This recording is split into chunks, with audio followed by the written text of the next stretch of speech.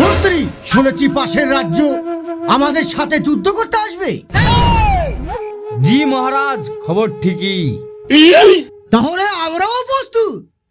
তাহলে কি পরিকল্পনা মহারাজ? প্রথমে প্রহরীকে ডাকো।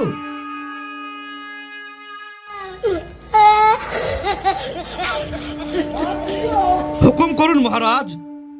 তুমি যুদ্ধের জন্য প্রস্তুত তো? জি মহারাজ, আমি একাই 10 জনকে আমি সামলাতে পারি। বাহ!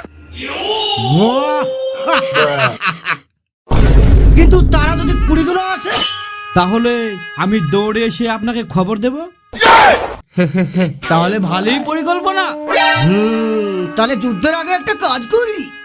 তবে কি কাজ মহারাজ? আমরা তাহলে ওদের সঙ্গে বসে খাওয়া দাওয়া করি। কেন মহারাজ? পেট ভরে গেলে কেউ যুদ্ধ করতে চাইবে না। মহারাজ, আপনি সত্যিই বুদ্ধিমান। যুদ্ধ না করে জিতাই হলো আসল বুদ্ধি।